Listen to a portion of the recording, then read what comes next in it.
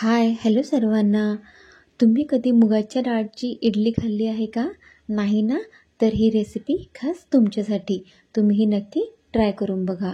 मुगाच्या डाळची इडली अतिशय स्वादिष्ट लागते आणि ही रेसिपी अजिबात बिघडत नाही वगैरे. मी यात इनोचा वापर न करता अतिशय सॉफ्ट आणि स्पंजी अशी इडली बनवली आहे. झटपट तयार होणारी आहे. तुम्ही नक्की ट्राय करून बघा. मी 1 वाटी भिजवलेली मुगाची डाळ घेतलेली आहे. डाळ ही 4-5 तास भिजवून घेतलेली आहे. त्यानंतर त्यात अर्धी वाटी बारीक रवा टाकलेला आहे व ढोकळ्याला आंबटपणा येण्यासाठी मी यात अर्धा चमचा लिंबू पावडर टाकत आहे. तुमच्याकडे लिंबू पावडर नसेल तर तुम्ही एका लिंबाचा रससुद्धा वापरू शकतात. त्यानंतर आपण त्यात अर्धा चमचा मीठ टाकू व हे सर्व मिश्रण आपण मिक्सरला लावून घेऊ व याची फाईन अशी प्रेस करून घेऊ. तुम्ही बघू शकता अतिशय स्मूथ अशी आपली पेस्ट तयार झालेली आहे. चला तर आपण आता याला एका बाउलमध्ये काढून घेऊया. सर्व मिश्रण मी एका बाउलमध्ये काढून घेतलेले आहे. मला थोडे ते घट्ट वाटले म्हणून मी थोडे 2-3 चमचे पाणी टाकून यात घेतले आहे व छान याला असे मिक्स करून घेतलेले आहे. त्यानंतर आपल्याला आता हे मिश्रण 10 मिनटं झाकून ठेवायचे आहे. 10 मिनटांनंतर रव्याने बरेच पाणी ॲब्झॉर्ब केलेले आहे. त्यानंतर त्यात मी अर्धा चमचा खाण्याचा सोडा टाकलेला आहे व 2 चमचे खाण्याचे तेल टाकले आहे व पाव चमचा हळद टाकली आहे.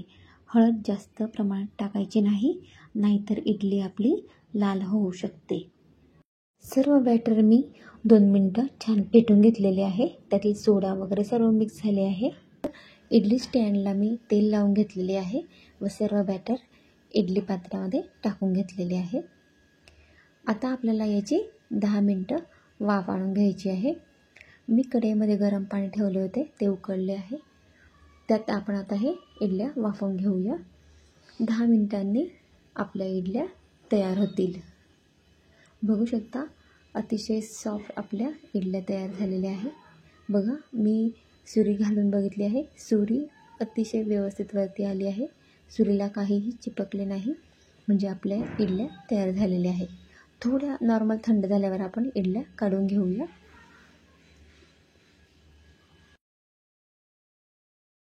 बनवायला अतिशय सोप्या अशा या मुगाच्या डाळच्या इडल्या आहे. मुलांना नक्की आवडतील. तुम्ही ही रेसिपी नक्की ट्राय करा. खूपच छान होता. या इडल्यांना ढोकळ्याचे टेक्स्चर यावे म्हणून मी याला थोडा तडका टाकणार आहे वरतून. मी चटणी बनवलेली नाही, तुम्ही चटणीसोबतही खाऊ शकता. तडक्याकरता मी तडक्या पॅनमध्ये 2 चमचे तेल टाकून घेतलेले आहे. 2-3 मिरच्या, थोडी पांढरी तीळ आणि बारीक चिरलेली कोथिंबीर, मोहरी वगैरे टाकून मी तडका तयार करून घेतला आहे. आता हा तडका आपण इडल्यांवर टाकूया. तुम्ही इडल्या कशासोबतही खाऊ शकता, पण अशा पण ट्राय करा. खूपच छान लागतात. बघू शकता इडली आतून पूर्णपणे व्यवस्थित झालेली आहे. कुठेही कच्ची वगैरे राहिली नाही. आतून पण अतिशय सॉफ्ट झालेली आहे. ह्या इडल्या खूपच छान लागतात. माझी रेसिपी आवडल्यास माझ्या चॅनलला सबस्क्राईब करा. धन्यवाद.